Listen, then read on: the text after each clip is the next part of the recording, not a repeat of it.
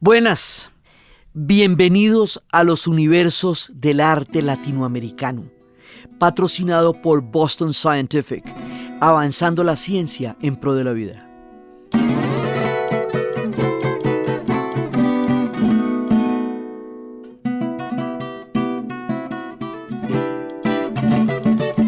Hoy, último capítulo de esta serie de universos artísticos y literarios de América Latina, serie que hemos hecho con un gran cariño y con muchísima alegría y respeto y admiración por los grandes maestros y maestras que hemos traído a este escenario. Y hoy nos vamos para un lugar que no hemos visitado antes. Nos vamos para Venezuela. Nos vamos con ni más ni menos que Rómulo Gallegos y doña Bárbara.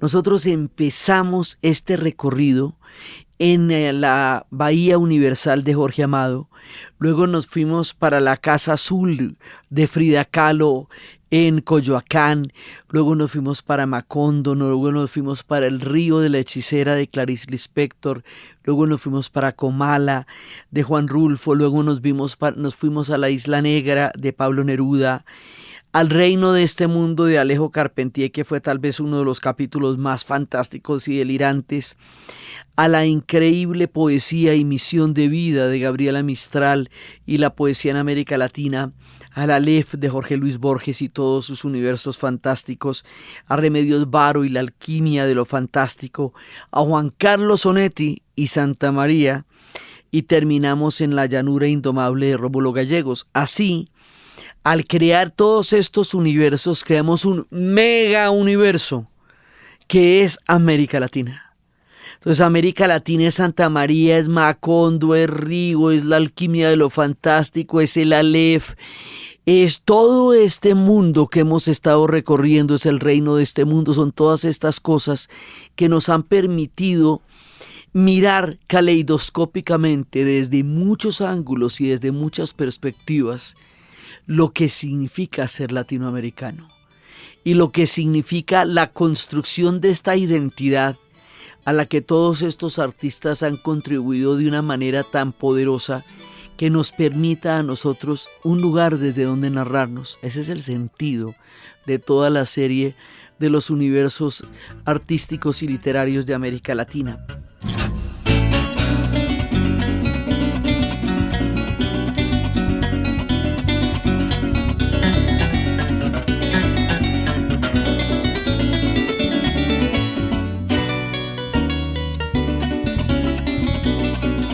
Entonces nosotros nos vamos para Venezuela y en Venezuela nos vamos en otra geografía y en otro tiempo, porque el universo que nosotros vamos a ver acá es el llano, y el llano es un universo enorme, es una llanura gigantesca que está en Colombia, es casi una tercera parte del territorio colombiano, está en Venezuela y eso termina en la Guyana. Es una gran llanura que cuando se habla de América Latina no se piensa en la llanura, se puede pensar en los Andes, se puede pensar en las selvas, se puede pensar en los océanos, todo eso también. Pero nosotros tenemos una gran llanura, una llanura indómita, una llanura con una cultura propia, poderosa, de estepa, una cultura de planicie, una cultura de llanera, de vaquería. Y todo esto es un universo al que nos vamos a asomar hoy a través de una figura muy particular y muy importante en el mundo histórico, político y literario de Venezuela, que es Rómulo Gallegos. Rómulo Gallegos va a escribir una novela que se llama Doña Bárbara, y Doña Bárbara va a ser el rasgo de identidad más arraigado de los venezolanos, que tienen un sentido muy fuerte de su cultura y su país, en Venezuela es muy importante la cultura llanera, porque además las independencias se dieron en los llanos. Ese es digamos, el epicentro histórico, y las batallas de los llanos van a ser las batallas más emblemáticas para los venezolanos. Entonces aquí hay un punto de identidad que es muy importante, y es una ruralidad indómita. Nosotros los latinoamericanos, y lo hemos recordado a través de la serie, tenemos una naturaleza indómita, una naturaleza que es mucho más grande que nosotros, que no vamos a llegar a dominar nunca, pero tampoco hemos pretendido hacerlo. Digamos, a nosotros la naturaleza nos gobierna, y no al revés, porque cuando uno nace en la cordillera de los Andes, uno no manda sobre la cordillera, ¿sí? Y cuando uno tiene una llanura de estas, pues la llanura tiene su propio ethos, su propio universo y su propio relato. Por eso en América Latina nos hemos detenido muchísimo en la novela, por un lado, en toda la novela que narra nuestros paisajes, nuestro folclore y nuestra cultura, porque eso nos define. Por otro lado, por las tremendas injusticias sociales que no hemos resuelto todavía, el realismo, que es la corriente literaria que en Francia fue Émile Zola, y fueron muchos otros. Aquí se va a quedar otro rato, porque como no se han solucionado esos problemas todavía. Entonces, aquí va a haber una manera de narrar toda esa denuncia social. Eso va a ser una parte muy importante de todas las novelas de un determinado momento de la historia, que es a comienzos del siglo XX, que es también cuando Mariano Sola está hablando de los de abajo, Jorge Icaza está hablando de Guasipungo y la situación de los indígenas en el Ecuador. Rómulo Gallegos retrata en Doña Bárbara las terribles injusticias de la ruralidad y de una América Latina que padece ese tipo de desigualdades. Por eso acá las cosas tienen una manera diferente de llamarse, porque lo que allá se llama realismo, aquí tiene un nombre que nosotros generamos. Acuérdense que cuando estábamos hablando de Carpentier, estábamos hablando de los tientos y de las diferencias, y cómo Carpentier nos habla de cómo cada una de las influencias que llegan de Europa aquí van a tener una narrativa diferente y van a significar algo distinto. Entonces, lo que en Europa se llama el realismo, aquí se llama el mundonovismo. Es una manera de hablar de la novela realista que destaca la denuncia a la injusticia social, y que también muestra, digamos, lo agreste de un universo, de un momento y de un tiempo. Entonces, esa es la manera en que nosotros designamos al realismo en América Latina, donde el realismo va a durar mucho más tiempo y va a ser mucho más brutal, mucho más abrasador, mucho más bravo, porque brava es nuestra realidad y la es todavía.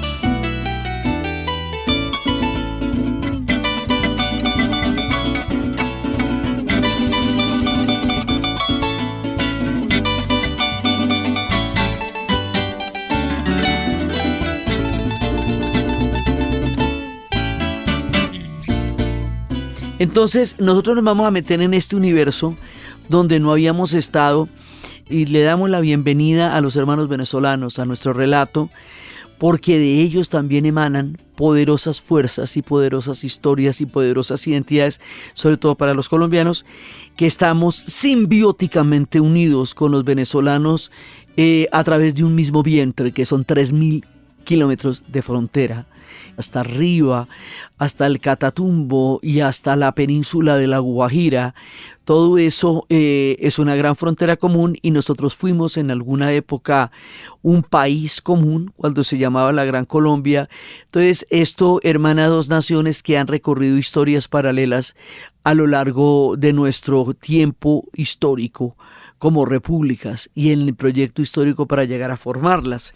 Entonces, el personaje de hoy es Rómulo Gallegos. Rómulo Gallegos nació el 2 de agosto de 1884 en Caracas. Y aparte de ser un gran novelista y aparte de ser el hombre que logró captar la identidad venezolana en su novela, también fue un político y un defensor de la democracia en Venezuela. La democracia en Venezuela ha tenido muchos problemas, es intermitente. O sea, cada tanto lo logran y cada tanto se malogra, ya sea por golpes de Estado, ya sea por dictaduras. Ellos han tenido fenómenos recurrentes de totalitarismos, por lo tanto, la lucha por la democracia siempre es una lucha permanente de la política venezolana.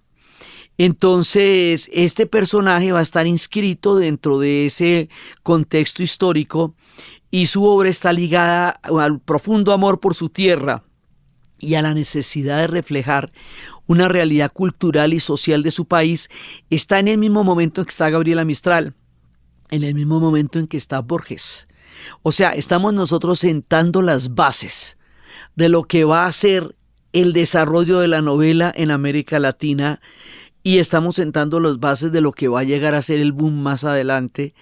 Y todos lo reconocen como una fuente primaria, primigenia. Carlos Fuentes, que fue un gran admirador de Gallegos, dijo: novelista primario y novelista primordial de la América española, india y africana, nos ofrece una salida de la naturaleza sin sacrificarla y un ingreso a la historia sin convertirnos en sus víctimas. Esto es muy importante porque en Doña Bárbara él termina reivindicando el llano y dándole una salida a la naturaleza. No como digamos, aunque estamos hablando de civilización barbarie, porque pues se llama Doña Bárbara, no es en el sentido del Ariel de Rodó. El Ariel de Rodó nos dio una categoría muy difícil de remontar en la historia, y era que toda la influencia europea era la influencia de la civilización y todo lo nativo, original y preexistente antes de la llegada de los españoles, y su descendencia era la barbarie. Esta dicotomía de civilización-barbarie nos ha hecho mucho daño, porque nos ha llevado al desconocimiento total de lo que somos y de lo que hemos sido más allá de la mirada europea. No es el caso de Rómulo Gallegos, aunque por supuesto estemos hablando de civilización barbarie y el personaje se llame Doña Bárbara. Entonces, Doña Bárbara lo va a llevar a él a las alturas más grandes de la literatura y es la proyección definitiva de una de los mejores exponentes de esta corriente literaria que les cuento, que es el mundonovismo, o sea, el realismo latinoamericano, y que es la que van a hacer los escritores entre los 20 y los 40 cuando están narrando esas terribles injusticias. Acuérdense que está en la época de la Revolución Mexicana también. Entonces, cuando estamos en esta corriente, por eso es que Mariano Azola también va a escribir Los de Abajo y va a contar ese mundo de los desposeídos, que en América Latina es muy grande. Y también, o sea, nosotros, el mosaico de la novela latinoamericana bebe de muchas fuentes. Entonces también, por un lado está el modernismo, que pretende dejar atrás las descripciones de las costumbres de América Latina. Por el otro lado está el realismo, que pretende denunciar de una manera ya mucho más frontal las injusticias de América Latina. Y entre unos y otros vamos cocinando lo que va a ser la literatura latinoamericana. Entonces, Rómulo Gallegos va a ser tan importante en la política como en la cultura.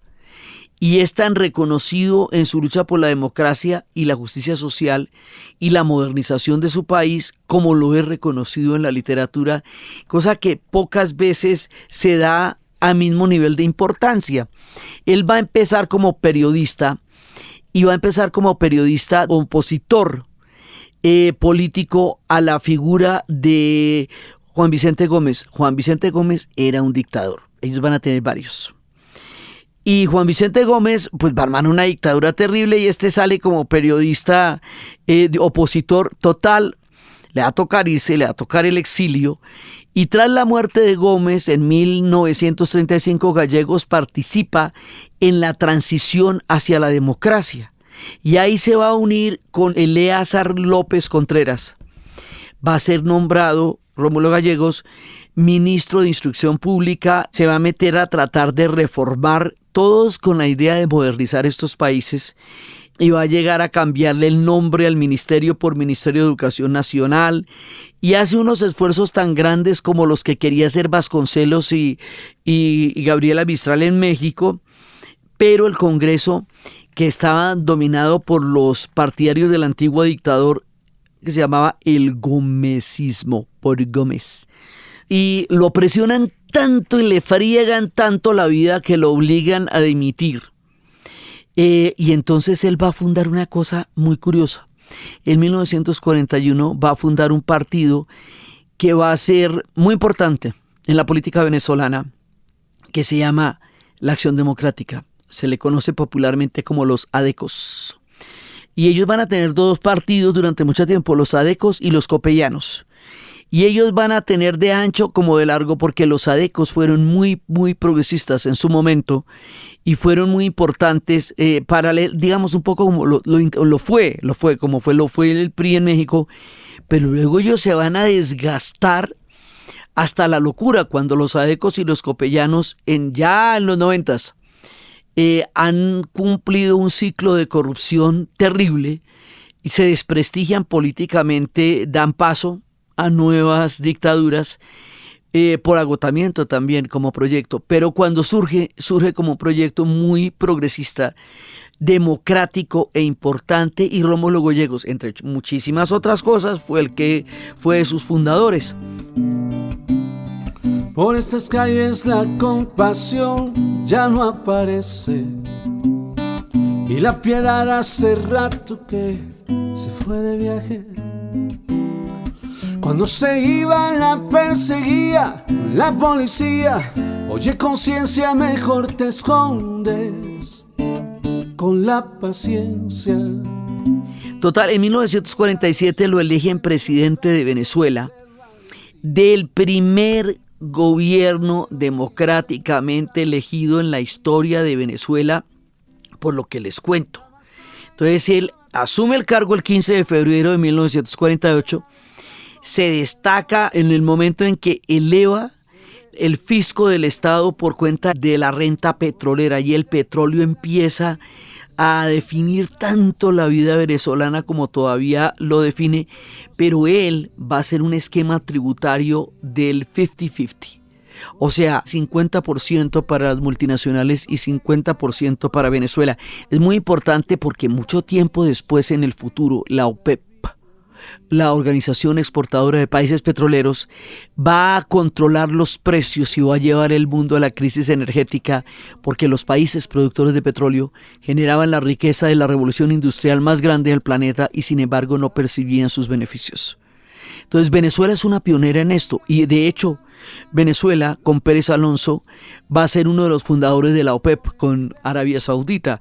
Entonces este hombre quiere hacer una democracia, una modernización, quiere construir unas condiciones más justas para Venezuela desde el punto de vista de la política petrolera. Se tiene que oponer a diferentes sectores muy conservadores y también a los estamentos militares. Y cuando estábamos en todo esto, adivinen qué, golpe de estado a Rómulo Gallegos. Por eso cuídate de las esquinas, no te distraigas cuando caminas, que por cuidarte yo solo tengo esta vida mía. Por eso cuídate de las esquinas, no te distraigas cuando caminas, que por cuidarte yo solo tengo esta vida mía.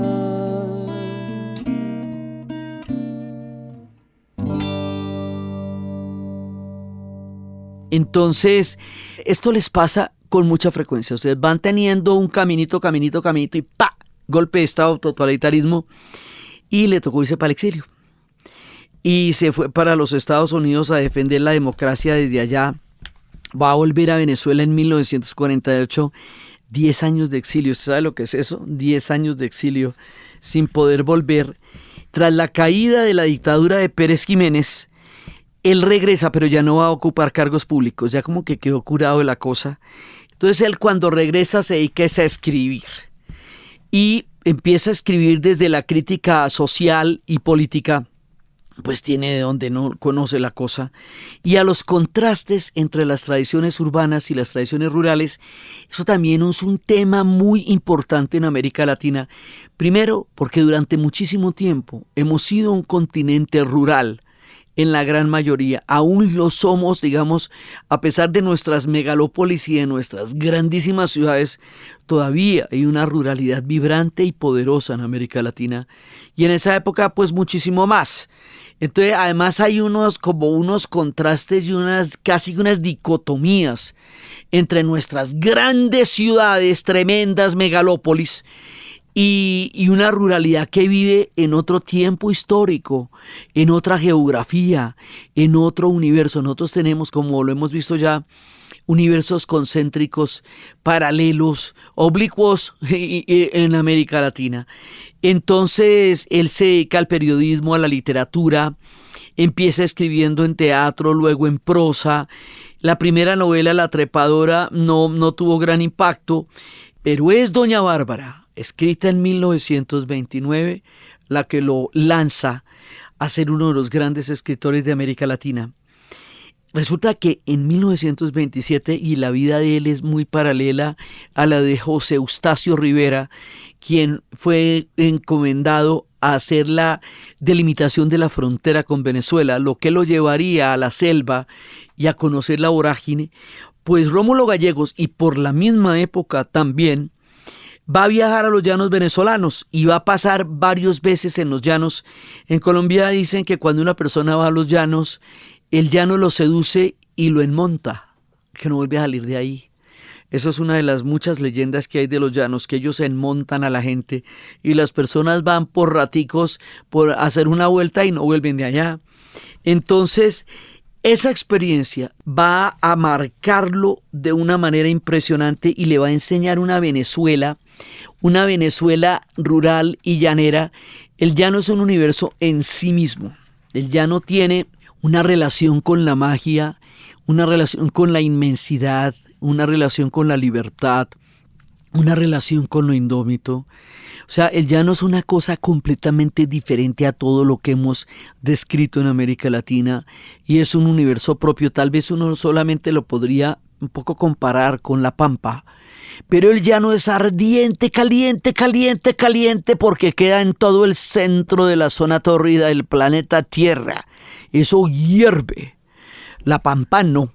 La pampa es libre y grandota, pero fría, fría, fría. Entonces resulta que esto le va a dar a él un viraje y lo va a meter en una comunicación con un corazón latente y vibrante de Venezuela. Y él empieza a contrastar esta Caracas, que siempre ha sido una ciudad moderna, que es una ciudad que ha recibido grandes migraciones. Venezuela también recibió grandes migraciones. Y empieza a darse cuenta que son universos muy distintos dentro de la misma América Latina. Cuando hablábamos de Onetti, lo distinto que era para él el campo del mundo urbano en el que él ya habitaba. Aquí él va a ver que en el llano hay una serie de fenómenos como el caudillismo, que en América Latina es casi epidémico. Y es que nosotros, a partir de los mismos héroes de las independencias y a partir de la misma manera como se fraguó el esquema de poder y de tenencia de la tierra, ha habido siempre las figuras de los caudillos, estos personajes que van a tener un inmenso poder regional y que van a tener muchas veces el carisma y el liderazgo para hacerle creer a un pueblo que ellos son los que pueden conducir sus destinos. Eso lo padecemos acá, ¿sí? Entonces él ve el caudillismo y ve la lucha entre la barbarie y la civilización a partir de Doña Bárbara, que lleva ese nombre pues también por el mismo contraste. Entonces a él le impacta este viaje y lo va a llevar a crear una narrativa que pueda representar no solo la vida rural, sino las tensiones entre el poder y la moralidad de los personajes. Hay una cosa que es muy, muy importante acá. Esto no es esquemático ni es panfletario. O sea, a pesar de que hay una denuncia de las injusticias, el carácter tan complejo de Doña Bárbara, la cantidad de matices en el personaje, Y la maestría de él nos lleva a construir un universo muchísimo más allá de un esquema que podría sonar un poco panfletario en su denuncia. Eso no es el caso. Él había escrito también Canaima en 1935, pero doña Bárbara es lo que lo va a llevar al reconocimiento de América Latina. ¿Qué es lo que tiene de tan especial doña Bárbara? Que retrata no solamente la lucha entre la civilización y la barbarie, que como les digo es un tema recurrente en América Latina, y no solamente de una manera caricaturesca entre una civilización urbana, que es lo correcto, y una barbarie rural, que es lo atrasado, que es lo que te digo que nos da esa falsa dicotomía que nos planteó Rodó, el Ariel de Rodó. No, aquí la reivindicación es al llano. Esto no es para descalificarlo ni para considerarlo un universo a conquistar. Es para celebrarlo y honrarlo. Eso lo hace distinto. Pero sí para mostrar todas las tensiones de una Venezuela en transformación. Pues es una época en que Venezuela se está transformando. Recordemos que Venezuela, entre el petróleo y las migraciones, va a ser un país muy rico, muy, muy, muy rico. Y van a tener unos niveles de vida y van a conocer unos lujos que aquí en Colombia ni nos imaginamos. Y entonces Venezuela en esta época está empezando ese ascenso hacia llegar a convertirse en uno de los países más ricos del continente por cuenta de la renta petrolera, y un país muy cosmopolita por cuenta de la cantidad de migraciones, porque hay muchísimas migraciones italianas, portuguesas, españolas. Ellos son pueblos cosmopolitas. Yo soy como doña Bárbara, mujer criolla y piel mestiza, de cuerpo despampanante y de cabellera lisa, la que usa el pantalón y arremanga la camisa, un látigo aterrador, el sombrero y las cotizas. Con Luzardo que está viviendo en la casa, él sabe que no soy gafa, lo pongo a soplar cenizas. Si el fogón se apaga y no está humeando, para mirarlo soplando, a estrujonazos lo atiza. Es un hombre justo y bueno, bien poco se escandaliza, temeroso es de carácter, yo no soy mujer de risa. Si otra dama se le acerca, el cuerpo se me encarniza, por andar volando alto, a fuerza palo aterriza. Me dejo claro gritando fuerte tañío, lo que está conmigo es mío y otra más no lo utiliza. Entonces, doña Bárbara representa la fuerza de la tierra, el poder de la mujer en la sociedad patriarcal y a sociedad patriarcal. La de Venezuela, toda la de América Latina, ¿no? Pero pues allá es duro. O sea, ser una doña Bárbara tiene que tener muy bien puestos los pantalones, como efectivamente ella lo tenía. Y ella representa muchas cosas. El hecho de que el personaje más importante de la novela sea una mujer, y que sea una mujer paradísima, lo que llamamos empoderada hoy día. Esa mujer fue violada. Y hay toda una secuencia de la violencia contra ella de niña que va a crear en ella un espíritu de venganza. Entonces ella va a contrastar el poder, la fuerza de la tierra, la resiliencia de una mujer que se levanta de una violación de varios hombres. Hay crueldad y venganza en su corazón, o sea, es un ser contrastado que tiene en su corazón profundas oscuridades también, doña Bárbara. De todo lo que sucede, Juan Primito va y me avisa, si Luzardo va y se esconde, mi poder lo localiza, con el humo del cigarro y el viento que trae la brisa, y al saber que le hago falta, vuelve a mi lado deprisa. Sus mondragones vieron que Balbino Paiva por cometer una falta quedó convertido en triza. Sandoval, Carmelito y Pajarote al verme salen al trote, con mi voz se aterrorizan. No me interesan los rezos, mucho menos entro en misa, y toda mi pertenencia de lejos se visualiza. Los hombres cuando me miran el cuerpo se les eriza, tan solo al oír mi voz la mente se le hipnotiza. No es ninguna perita en dulce, como diríamos en Colombia, cuando nos estamos refiriendo a alguien cuyo carácter está lejano de ser suave en alguna medida. No, ella no es ninguna perita en dulce. Ella es un personaje también oscuro y ambicioso, vengador. Ella es la lucha entre el campo y la ciudad, entre lo primitivo y lo moderno. Pero privilegiando el derecho de lo primitivo a existir. ¿Ve? O sea, por eso te digo que hablamos mucho del contraste con el Ariel, porque en el Ariel del Rodó lo primitivo está llamado a desaparecer y la civilización está llamada a prevalecer. Y eso es precisamente lo que hoy también cuestionamos muchísimo en América Latina, porque esos son esquemas que en realidad no son nuestros. El pasaporte y la visa, de tarde allá en los corrales, cuando el día se finaliza, recuerdo aquel viejo Eustaquio recogiendo charamisa, me enseñó todo en el campo y de cómo se organiza, campo que albergo en el pecho y en mi ser se simboliza. Va a terminarse hombre y mujeres la chillan como el sapo y su pandilla quedarán como choriza. Por donde paso se los leo por escrito, el terreno donde piso otra más no me lo pisa.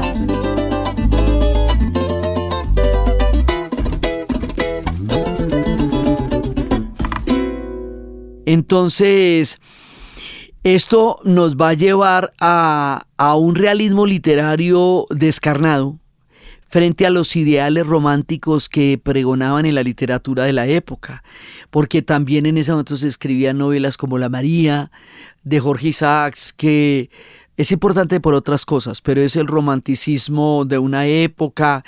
No, aquí se habla de una representación objetiva de la realidad, se centra en la vida cotidiana, en las luchas sociales, en los conflictos humanos, porque el llano es duro, el llano es indómito y es duro.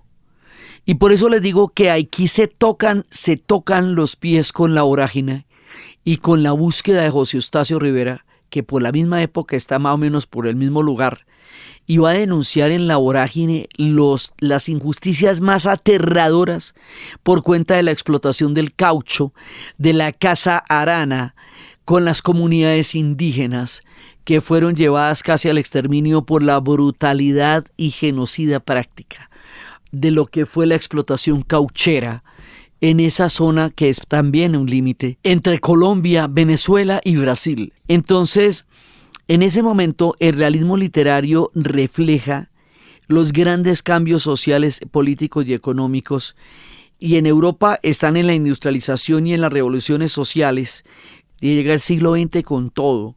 Y entonces esas transformaciones empiezan a plasmarse en obras, en una corriente que va a ser el realismo. Son las hijas de unas grandes convulsiones sociales, y es el momento en que Flaubert, Balzac, que es el genio de los genios, el muy querido Anton Chejov, van a ser pioneros, y su influencia va a llegar a América Latina. Nosotros tenemos el arte de las influencias, pero también tenemos el arte de las transformaciones alquímicas de todas nuestras influencias en algo completamente nuevo, profundo y distinto, que es lo que nos habla Carpentier en Tientos y Diferencias, cuando dice que sí, nosotros vemos de las influencias de todo el mundo, pero lo que hacemos con eso es una cosa completamente distinta. Sí, como lo hemos hablado cada vez que llegó Faulkner a nuestro relato, pues aquí en este caso bebemos de las fuentes de Flaubert, de Balzac, de Chejov, para hacer una cosa completamente distinta, porque Doña Bárbara sí es completamente original. Entonces la literatura se adapta a cada una de las realidades de América Latina, y en Venezuela el realismo se enfoca en una cosa que nos desborda: la geografía. O sea, realmente la geografía en América Latina es descomunal, indómita, gigantesca. No me canso de decirlo, porque basta como que la camine o le mire el mapa para que vea de lo que estamos hablando. Es que pues, no estamos hablando nosotros de alturas de 5.000 o 6.000 metros, de montes y montañas de más de 5.000 metros de altura. Estamos hablando de desiertos, estamos hablando de llanuras, estamos hablando de cosas increíbles. Entonces la geografía pues es necesariamente una protagonista de nuestras novelas, y en este caso Rómulo Gallegos la hace el universo que vamos a narrar.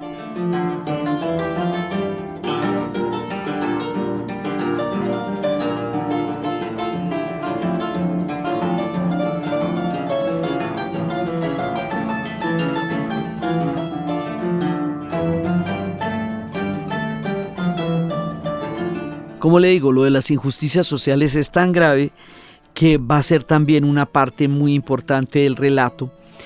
Y luego ya metiéndonos en los espacios de los llanos venezolanos y no solamente en lo geográfico, sino en lo simbólico. Él explora la lucha por la tierra, que sigue siendo nuestro grave y eterno problema. Hasta el día de nuestro relato, la lucha por la tierra sigue definiendo aquí los conflictos que tenemos en América Latina por todita hecha. Habla del patriarcado y de la resistencia cultural. Es muy progresista de su parte.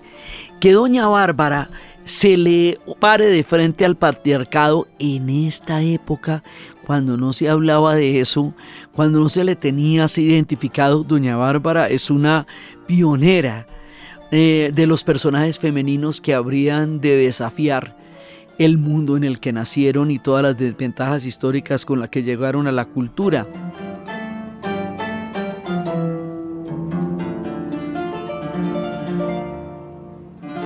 Entonces la novela muestra la vida en los llanos, que está marcada por esa dualidad y que está marcada por todas las tensiones. Pero más allá de eso también, y aquí es lo que está la maestría de la psicología de los personajes, porque la diferencia entre una novela y un panfleto es la complejidad de los personajes. Y la complejidad de doña Bárbara es muy grande. Entonces, él representa a los personajes con sus virtudes, con sus defectos, con sus contradicciones, con sus grandes profundidades emocionales. Y también, aunque él es un escritor realista, incorpora elementos del costumbrismo, porque en el llano es imposible no hacerlo.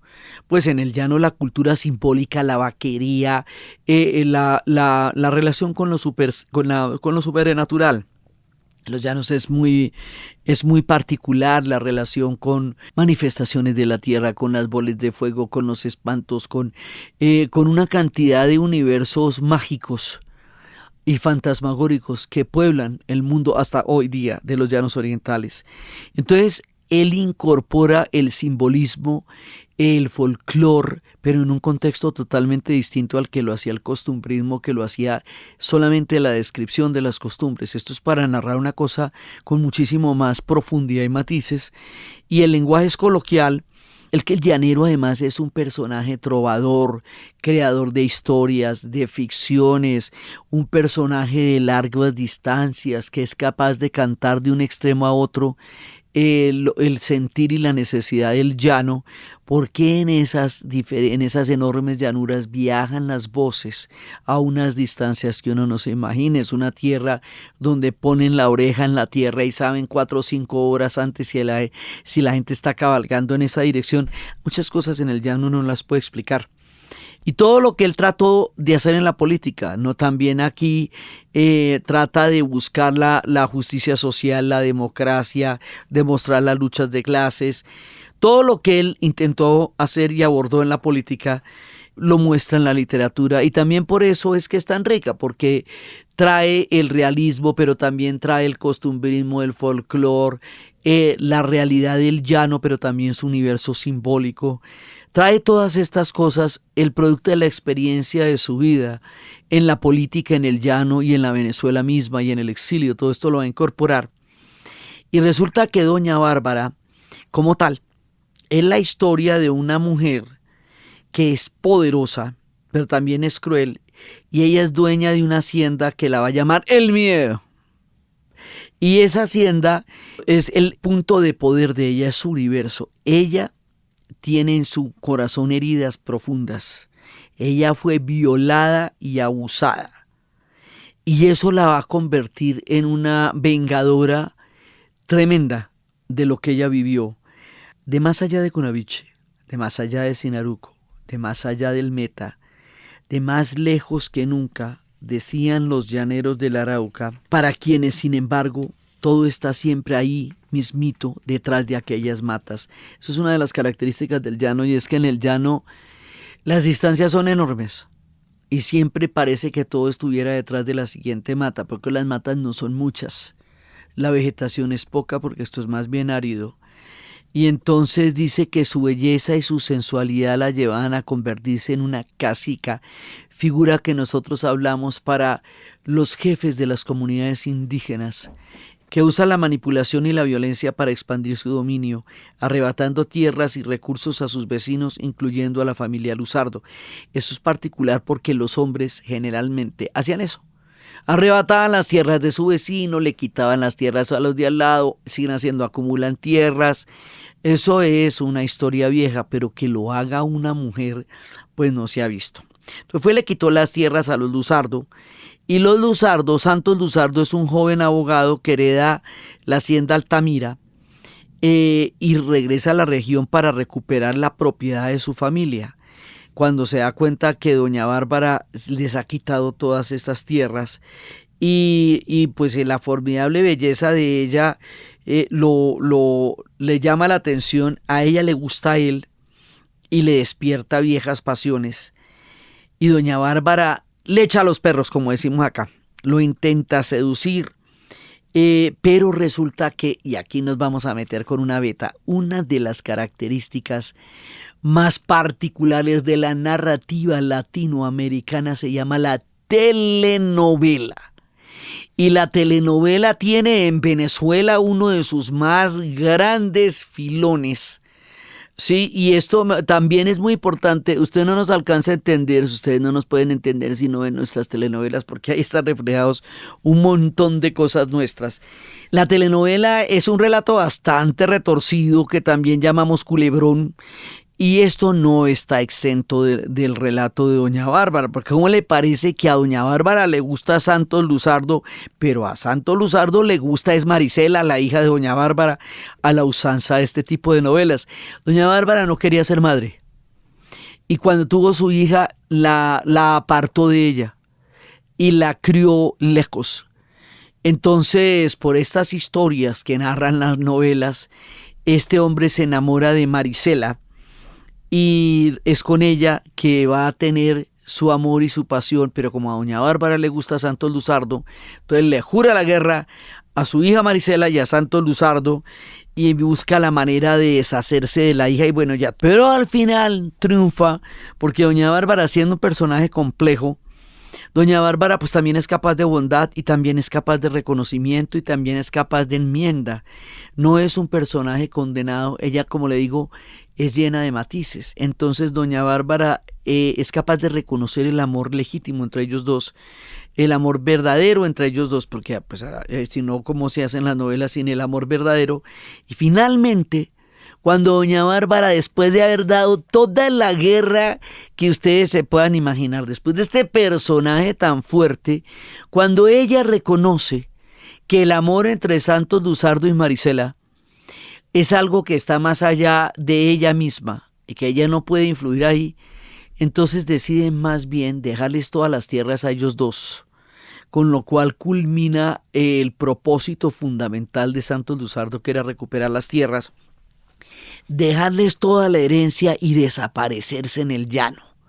Sí, y desaparecer como desaparece la gente en el llano, porque la gente en el llano desaparece, el llano se la lleva. La noticia corre de boca en boca, ha desaparecido la cacica del Arauca. Se supone que se haya arrojado al Tremendal, porque hacia allá la vieron dirigirse con la sombra de una trágica resolución en el rostro. Pero también se habla de un bongo. Un bongo es como una especie de planchón, largo, grande, donde pueden caber más de 100 personas, que es como se transporta la gente en los enormes ríos del llano, porque el llano tiene ríos que se expanden más allá del horizonte de la vista. Entonces, para un lado del Ariari y al otro lado no lo alcanza a ver cuando está en la crecida. Y lo mismo con el Orinoco, o con el Inírida, o con el Atabapo. Los ríos de los llanos orientales son descomunales. Entonces el bongo es la manera como se transportan en esas regiones, porque el río es la única forma de encontrarse y de movilizarse. Entonces se habla también de un bongo que bajaba por el Arauca y en el cual alguien creyó ver una mujer. Lo cierto era que había desaparecido, dejando atrás sus últimas voluntades en una carta para el doctor Luzardo, y la carta decía: no tengo más heredera sino mi hija Marisela, y así la reconozco por esta ante Dios y los hombres. Encárguese usted y arreglarle todos los asuntos de herencia. Pero, como era cosa sabida, que tenía mucho oro enterrado, y de esto nada decía la carta, y además en el cuarto de las brujerías se encontraban señales de desenterramientos, a la presunción de suicidio se opuso la de la simple desaparición. Y se habló mucho de aquel bongo que, navegando de noche, ya eran varias las personas que la habían sentido pasar Arauca abajo. Entonces, que digamos, Arauca abajo es el universo donde ya, en los llanos, ya le digo, eso es inabarcable. En los llanos usted no puede saber a dónde se fue la gente, porque no hay manera de encontrarla aún ahora. Eso sigue siendo un universo inabarcable. Entonces resulta que Doña Bárbara se vuelve la obra fundamental de él, de Rómulo Gallegos, y ahí le va a dar visibilidad en la novela latinoamericana a las extensiones de las sabanas y de los ríos que se extienden por todo el centro del país, y también el llano se vuelve un personaje mismo, por eso hablamos tanto de él, porque aquí el universo es el llano. Entonces, y no nos habíamos metido por allá, ese es el universo de Doña Bárbara. En el profundo silencio resuenan monótonos, exasperantes ya los pasos de los palenqueros por la cubierta del bongo. A ratos el patrón emboca un caracol y le arranca un sonido ronco y quejumbroso que va a morir en el fondo de las mudas soledades circundantes. Y entonces se alza dentro del monte ribereño la desapacible algarabía de las chechenas, o se escucha tras el rosco de los recodos del rumor de las precipitadas zambullidas de los caimanes que dormitan al sol de las desiertas playas, dueños terribles del mundo ancho, mudo y solitario del río.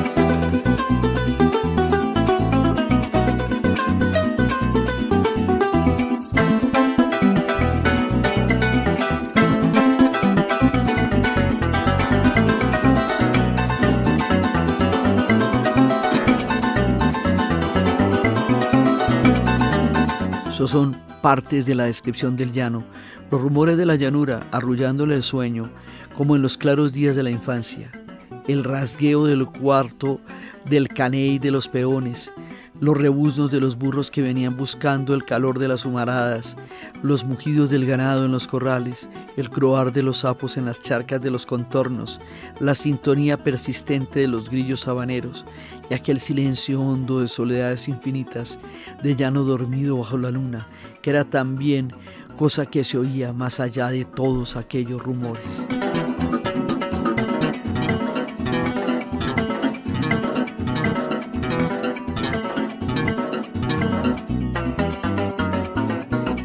La llanura es bella y terrible a la vez.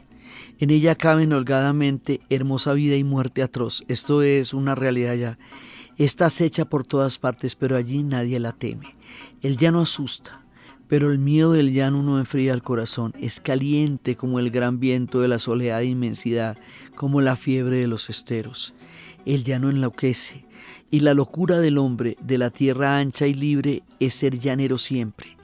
En la guerra buena, esa locura fue la carga irresistible del pajonal incendiado en Mucuritas y el retozo heroico que en las queseras de en medio, una de las batallas más importantes, la batalla que Páez va a dar, en la cual va a derrotar a los españoles en una gesta impresionante, porque eran 153 los hombres de Páez y 1280 los españoles, y Páez los derrotó con sus llaneros. Y eso, digamos, el llano es muy importante en la mitología nuestra, porque el llano fue el paso de los llaneros por el páramo de Pisba. En Colombia va a determinar la llegada a Boyacá, donde se va a dar la batalla de independencia que hace posible el nacimiento posterior de Colombia como Estado Nacional. Y las queseras del medio es la batalla emblemática donde León de Apure, Páez, va a librar una batalla que más adelante va a ser parte de la formación de Venezuela como país.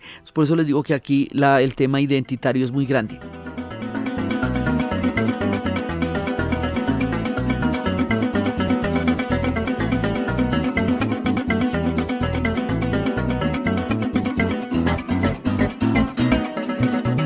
El trabajo, la doma y el ojeo no son trabajos sino temeridades. En el descanso la llanura, en la malicia del cacho, en la bellaquería del paisaje, en la melancolía sensual de la copla. Los llaneros son hombres de copla.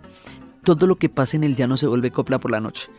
Que si pasó un güío, que si no pasó un güío, que si el río se desbordó, que si cambió de cauce, ellos lo vuelven copla, y esa copla atraviesa la lejanía con un sonido absolutamente maravilloso, con el cuatro, que es el instrumento.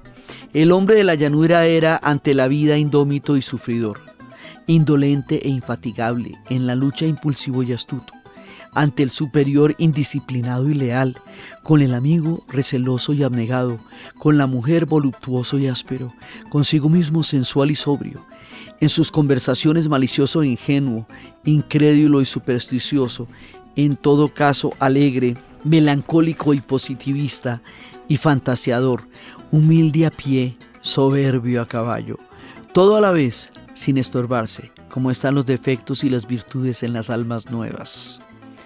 La tierra inmensa por delante y no andar, el horizonte todo abierto y no buscar nada, en la amistad la desconfianza, el principio y luego la franqueza absoluta, en el odio la arremetida impetuosa, en el amor el primero mi caballo, la llanura siempre. Tierra abierta y tendida, buena para el esfuerzo y para la hazaña, toda horizonte como la esperanza, toda caminos como la voluntad. Llanura venezolana, propia para el esfuerzo, como lo fuera para la hazaña. Tierra de horizontes abiertos, donde una raza buena ama y sufre y espera. Entonces, este entrelazar el novelón con la cultura llanera, con la manera como nos sumerge en sus tradiciones, cómo nos lleva a su geografía, cómo va a incorporar el folclore, él logra hacerse a todos los elementos para crear una narración genial, y esa narración es la fuente de identidad de los venezolanos. O sea, todos los venezolanos están relacionados con Doña Bárbara de una manera profunda, poderosa, es identitaria. Entonces, cuando uno coge y hace una novela que va a darle identidad a un pueblo, pues tiene la inmortalidad asegurada, porque le dio un lugar desde donde narrarse. Ese lugar es el llano y esa mujer es Doña Bárbara. Entonces, Doña Bárbara, precisamente por su importancia, va a ser adaptada a múltiples versiones en el cine, y una de ellas es representada ni más ni menos en 1943 por María Félix, que le queda como anillo al dedo. Sí, o sea, uno se imagina a María Félix de Doña Bárbara y no le cuesta ningún trabajo. Cuando a María Félix le preguntaban por qué no filmaba con Hollywood, y ella decía que porque no, ella no quería hacer papeles ni de prostituta ni de ladrona, que era para lo que le ofrecían papeles a las mujeres mexicanas en esa época. Y esa novela esta llevada al cine fue dirigida por Fernando de Fuentes, protagonizada por María Félix. Después hicieron una en el 98. Hay muchas adaptaciones y también representaciones en teatro. Y resulta que Rómulo Gallegos va a ser tan importante que van a crear en 1964 en su honor uno de los premios literarios más importantes en la lengua española, más importantes de América Latina, y ahorita les cuento a quiénes se los dieron. El premio Rómulo Gallegos, que es pues de lo más importante y prestigioso, se le dieron ni más ni menos que a Mario Vargas Llosa, nuestro otro premio Nobel, Gabriel García Márquez, premio Nobel, a Carlos Fuentes, a Fernando del Paso, el de las Noticias del Imperio, a Arturo Uslar Pietri, a Ángela Mastretta, a Roberto Bolaño, a Fernando Vallejo, a Elena Poniatowska y a otro de nuestros grandes, William Ospina. Todos estos personajes de una talla absolutamente increíble que dan para muchas más series, han recibido el premio Rómulo Gallegos. Y al recibir el premio Rómulo Gallegos, el relato se encuentra consigo mismo. Porque estamos hablando de un tipo que va a crear una novela, que va a crear la identidad de un pueblo, que va a crear un universo dentro de los universos que estamos narrando, y el reconocimiento a él nos va a llevar a la compensación y al reconocimiento de todos estos otros autores que han construido universos para la enorme tarea de narrarnos en América Latina, que es lo que hemos estado haciendo a lo largo de esta serie para hacer comprensible nuestra existencia en el planeta, nuestra cultura, nuestra fantasía, nuestra realidad, nuestro mundo, nuestra sensibilidad, nuestra manera de habitar tanto los Andes como los llanos, tanto las pampas como las grandes urbes, tanto las fantasías como la alquimia, tanto las ciudades mexicanas, como todo este conjunto descomunal y mágico que significa América Latina. Entonces, desde los universos de la llanura indomable de Doña Bárbara, de Rómulo Gallegos y su búsqueda por la democracia en Venezuela, de la novela identitaria para los venezolanos en América Latina, de todos los universos que hemos narrado, desde Macondo, desde Río, desde Bahía, desde Santa María, desde la LEP, desde lo mágico, desde todas estas historias que nos han llevado a tantos universos tan variados y tan poderosos y tan juntos unos de otros en la realidad descomunal y caleidoscópica que es América Latina, en la narración de Ana Uribe. Y para ustedes feliz día, cualquiera que ese día sea.